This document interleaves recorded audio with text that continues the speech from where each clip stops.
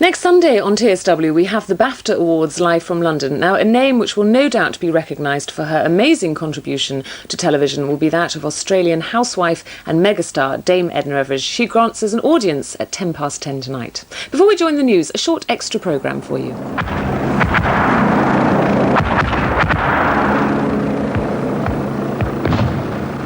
I've arrived in the middle of a battlefield, and the action going on here is a common occurrence in some part of Britain or another. In fact, I've arrived in the middle of army training involving troops and vehicles and aircraft, all absolutely necessary to prepare our forces should they ever need to protect our nation, these islands and our way of life. And as you can see, the action's so realistic, you actually feel the adrenaline pumping. But you might shudder to think what all these bombs and explosions, all these heavy vehicles manoeuvring, all these troops marauding, what they're doing to our countryside and our way of life. Right, let's get out of here for a while. Quiet, isn't it?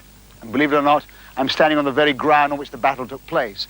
Absolutely beautiful around here, and one of the best protected and preserved pieces of land in the country, army land.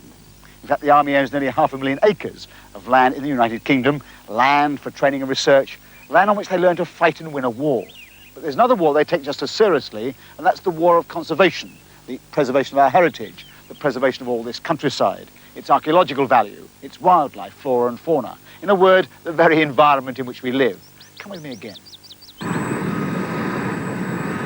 In 1981, the Army started one of the biggest long-term conservation campaigns throughout its training areas all over the country.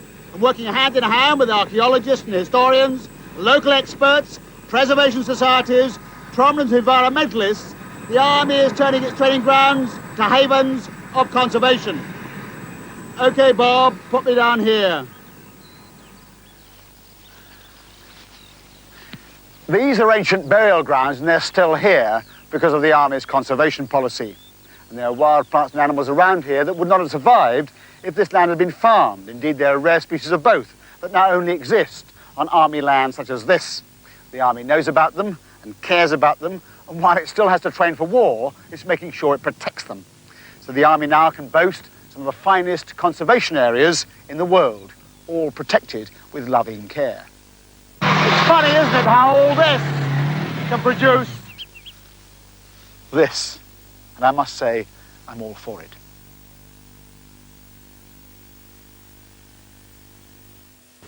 And that was an extra unadvertised programme. Now on TSW, we join the latest national and international news from ITN.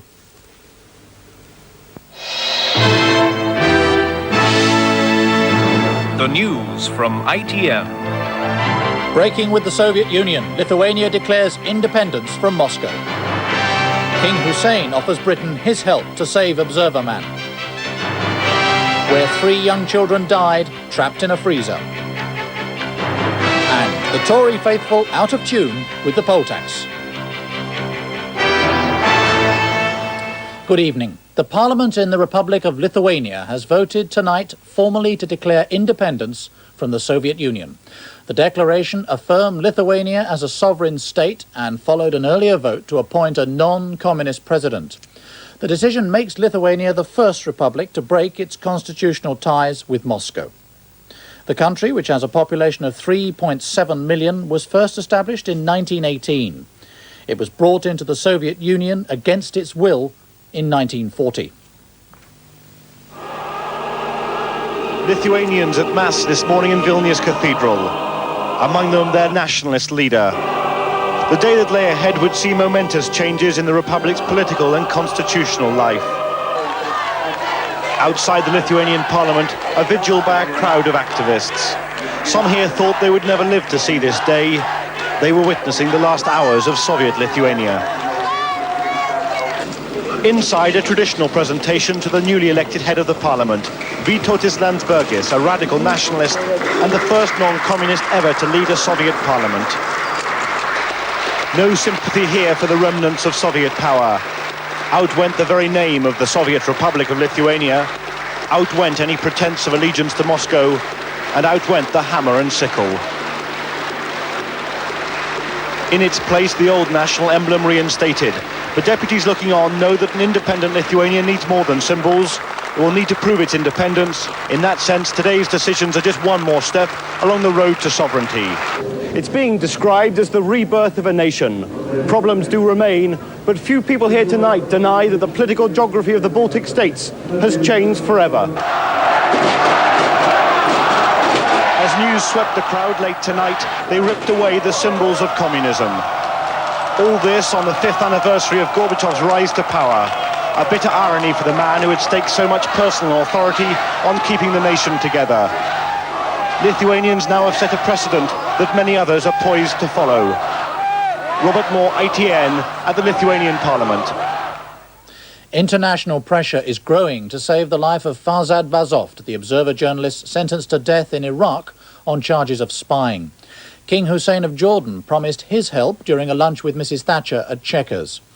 Earlier, a delegation of journalists from the paper went to the Iraqi embassy in London to plead for his life. King Hussein of Jordan knows President Saddam Hussein of Iraq well, and today added his weight to Mrs. Thatcher's plea for clemency in the Bazoft affair. He said he'd try to use his influence. Despite demonstrations against the sentences in London today, the Iraqi position appears entrenched. A spying game is nothing new. So why all the fuss about it? He was collecting data about military installations in Iraq for Israel. And he confessed that loudly and officially on Iraqi television. Mr. Bazoft's colleagues believe he confessed under duress. Tonight he faces death, and some observers fear appeals for mercy will have little effect. The problem with Britain and the West in general is that they've invested an enormous amount in Iraq in keeping Iraq afloat through the Gulf War. They've indulged Iraq over the use of chemical weapons. It would look a little bit laughable to the Iraqis now for the British to take some kind of moral position.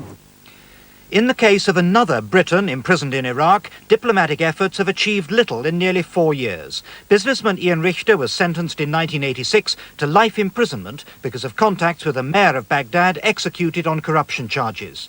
But Mr. Richter was never formally charged. In a trial, no evidence against him was presented, and he denied corruption. British pressure led to Iraq offering to swap Mr. Richter for an Iraqi terrorist jailed in Britain. The offer was refused. Friends of journalist Farzad Bazoft tonight plan to campaign for his life despite Iraq's uncompromising attitude.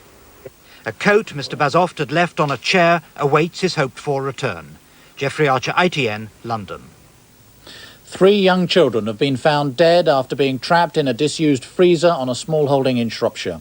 6-year-old Benjamin Davies, his 4-year-old brother Nicky and Ryan Broom, who was 3, disappeared after going out to play at their home near Ludlow.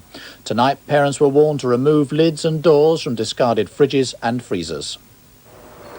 The alarm was raised when the 3 boys failed to return home for tea.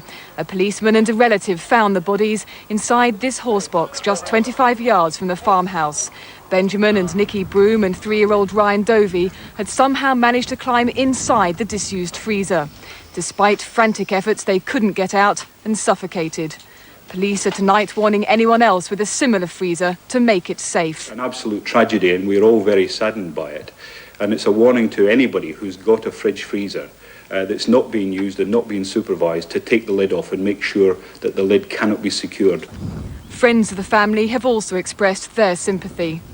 Anyone that's lost a child will know how devastating that is, but to lose 3 little boys in one go is completely, well, it floors everyone. The boys' parents are tonight away from the farmhouse, being comforted by relatives. A Catholic man has been shot dead outside his home in West Belfast. Eamon Quinn was working on his car when a hooded gunman opened fire, hitting him in the head and stomach. The incident happened just yards from where Republicans were preparing to parade in honour of dead IRA members from the area. 35-year-old Eamon Quinn died beside the front door of his home.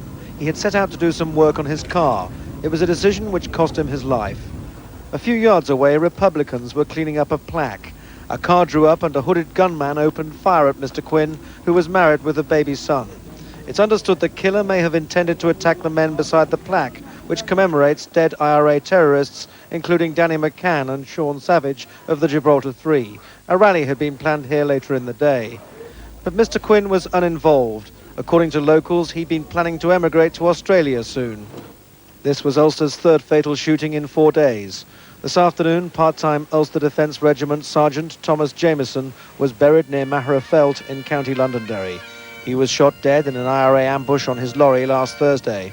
The 40-year-old father of 3 worked for a building supply firm under threat because it carried out work for the security forces. Andrew Simmons, ITN, Northern Ireland.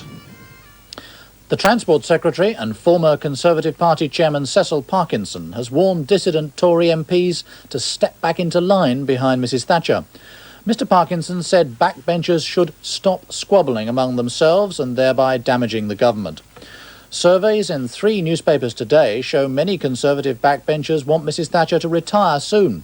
Former Defence Secretary Michael Heseltine's the runaway favourite to succeed her. Mrs Thatcher, tonight launching a fashion week in London, is saying nothing publicly about reports that a quarter of her MPs wanted to step down before the election. She left the reply to her Transport Secretary. We're not helping anybody except our opponents by staring at our navels and trying to read the oracle. What we've got to accept is Margaret is going to lead us into the next election. We're very lucky to have her. Secondly, the economy will come right. And thirdly, the poll tax isn't going to change this year, so let's get on with the business of explaining it instead of indulging in wishful thinking. So the instruction, keep your nerve, stop squabbling, and don't encourage all those protesting at the poll tax, this latest demonstration was in Norwich, to think it can be changed. This year at least, it won't be. The opposition parties are determined to exploit the situation. This Labour rally was in Witney, home of the Conservative councillors who recently resigned the party whip. I think people understand that if the Prime Minister persists with this policy, will not listen to public opinion, that she's not going to lead them to victory in the next election.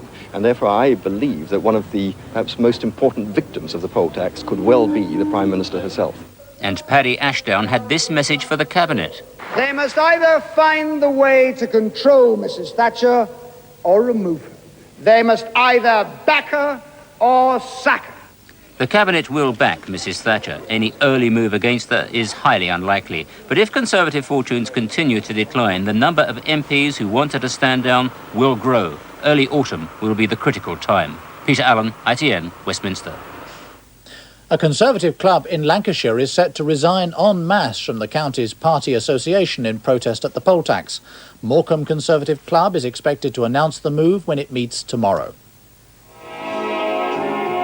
Morecambe Conservative Club, in one of the safest Tory seats in the country, is the last place you'd expect to find feelings running high against Margaret Thatcher. The club members in this seaside retirement town are angry and plan to withdraw from the local Conservative Association. The legislation of this poll tax, it's the way it's been implemented, really, that we are paying far, far in excess in what the government said it would be.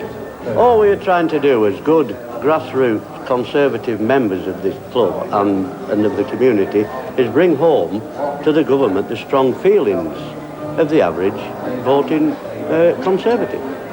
72. The poll tax will mean that many couples here will pay 3 times as much as before, and many of these staunchly loyal Tory supporters are becoming very disillusioned and may change their allegiance. Will you vote Conservative in the next election, do you think? No. Mrs Thatcher's done nothing for the working class. Well, I won't vote for anybody if I don't vote Conservative. I'm just sorry. We've had 2 world wars, and they couldn't break us, and now she's done this, she's breaking all the old ones. If Mrs Thatcher's in power, I don't think so. The club's committee will decide its future tomorrow evening. Other Conservative clubs around the country will be watching with interest. Glenn O'Glaser, ITN, Morecambe. Israel's coalition government is on the verge of collapse over the question of American proposed peace talks with the Palestinians. Prime Minister Shamir of the Likud party angered his Labour partners by refusing to allow a cabinet vote on talks with the PLO. Labour ministers walked out. Their leader, Shimon Peres, will now seek the party's permission to break up the coalition if necessary. In Chile, General Augusto Pinochet has handed over the presidency, ending 16 years of right-wing military rule. The new president, Patricio Aylwin, won an election in Chile in December. He's promised to free all political prisoners and restore respect for civil rights. Mark Webster at ITN reports. General Pinochet only agreed to hand over some of the reins of power in Chile with extreme reluctance.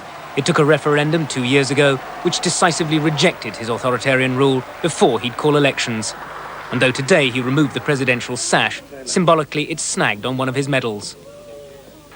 Patricio Aylwin, a 71-year-old lawyer, will head a rainbow coalition of left and centre parties. But while his supporters roared their approval, the general remained aloof and apparently unmoved. He'll stay as head of the armed forces and has passed laws entrenching as much as possible a system he built. Since Augusto Pinochet came to power in a bloody coup, he's often shown his contempt for those who criticise his country's human rights record. Since ousting the socialist government of Salvador Allende, thousands have been killed or tortured, thousands more fled the country. Throughout his rule, human rights organisations say political agitation has brought ever harsher repression. At the same time, he leaves behind one of the soundest economies in South America, with comparatively low inflation and foreign debt. Today, as the people celebrated, the general served notice the civilian government's on trial, and he may prove its sternest judge. Soccer, QPR held Liverpool to a 2-2 draw in the 6th round of the FA Cup. The winner of the replay will meet Crystal Palace in the semi-final. The other semi-final will be between Oldham or Aston Villa and Manchester United.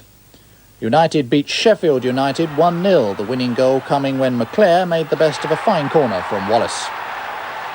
The result will help to take some of the pressure off manager Alex Ferguson after a disappointing league season. Cricket, more torrential rain has washed out the second day of the second test between England and the West Indies in Guyana. With rain forecast again tonight, it's looking increasingly likely that the game will be abandoned. ITN bulletins continue throughout the night, but from the weekend news team here, goodbye.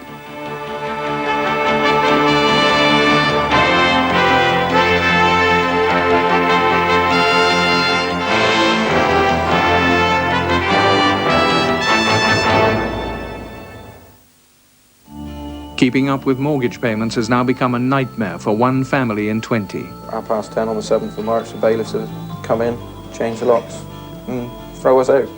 And at the end, losing your home can happen in just a matter of seconds. They can't believe that the property, their home that they've lived in for years, can literally be snatched away from them by a man they've never seen before. Find out what happens to Britain's families as they face eviction. That's World in Action, Monday, 8:30.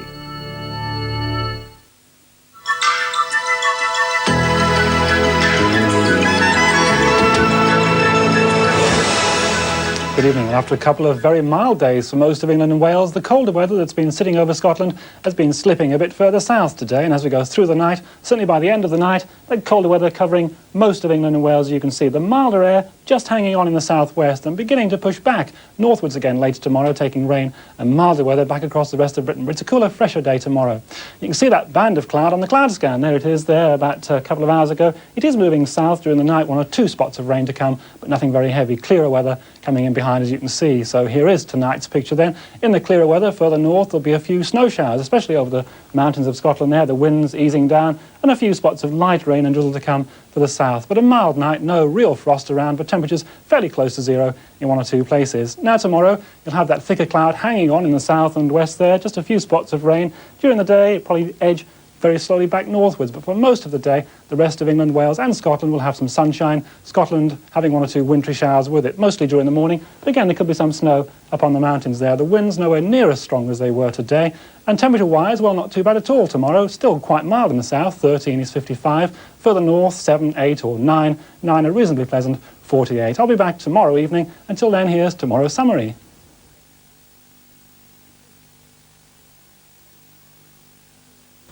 And a look at the TSW region's forecast for tonight and Monday. Tonight will be mostly cloudy with some light rain at times. The minimum temperature 8 degrees Celsius, 46 degrees Fahrenheit. Tomorrow will be mostly dry at first, but again light rain or drizzle is likely, especially in exposed western areas. A few bright spells can be expected in eastern parts. Winds tomorrow will be generally light southwesterly, and the maximum temperature 12 degrees Celsius, that's 54 degrees Fahrenheit.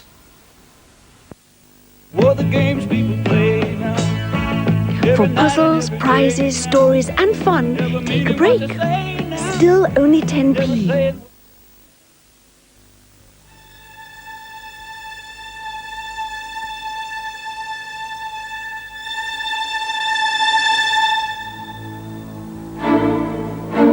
Whether you prefer your savings to have the high interest and instant access of NatWest Special Reserve,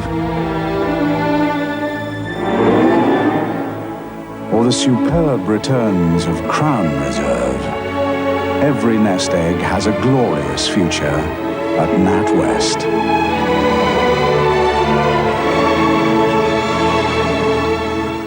Let NatWest go to work on your savings. In tomorrow's Daily Mail, you'll find Home 90, a free 48-page colour magazine that will help you make the most of your home, with advice on conversions and conservatories. Indoor sunshine. There's help with home security, from simple locks to sophisticated alarm systems. Scaredy cat. Discover how you can turn your kitchen into the most popular room in the house. And in a free draw, you could win a superb French holiday cottage and a Citroën BX GTI for those long weekends away. Only in this week's Daily Mail. My sister said, you've got to have AJS windows because we know from what we see on our milk rounds that AJS never has to go back, not like some other firms. And I said, that speaks for itself, so I rang AJS. I would recommend AJS to anyone. Say yes to AGS.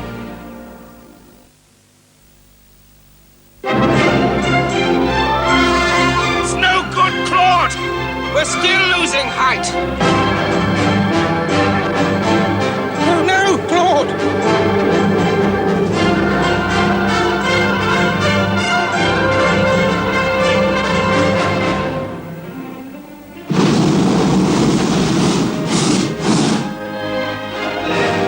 You'll be glad you had a Trebor Extra Strong Mint. Scotland, a land of incomparable beauty and infinite variety, right on your doorstep. Each week you are invited to enjoy Scotland's magnificent countryside on and off the beaten track in Discover Scotland. This comprehensive guide shows you where to go and what to look out for, exhilarating walks and carefree drives, the rare and wonderful wildlife. Discover Scotland. It's yours to enjoy.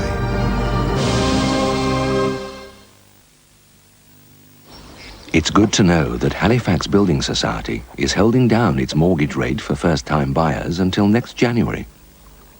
Did we get it? Yeah. We hope it'll make a lot of people a little happier.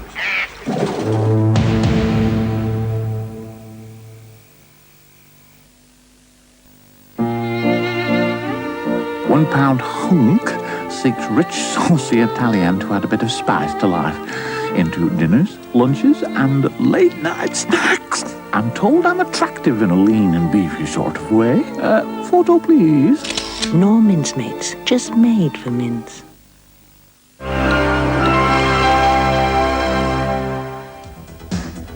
A 14th century monument and a 20th century souvenir. Make the link between them by joining me in North Portugal on Wish You Were Here, Monday night at 7.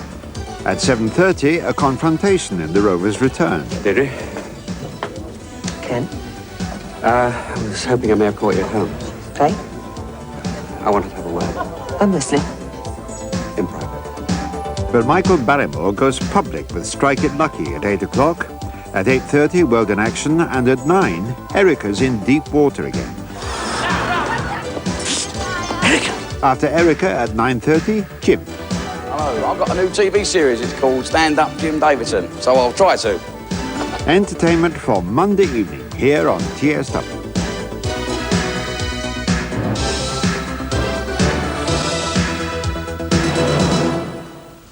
And before Wish You Were Here, at 6:30 tomorrow evening, our Wild About the West team report on how the wildlife of the southwest has coped or not coped with the recent floods and storms. That's Wild About the West, 6:30 tomorrow evening. And now we join Dame Edna Everidge for one more audience.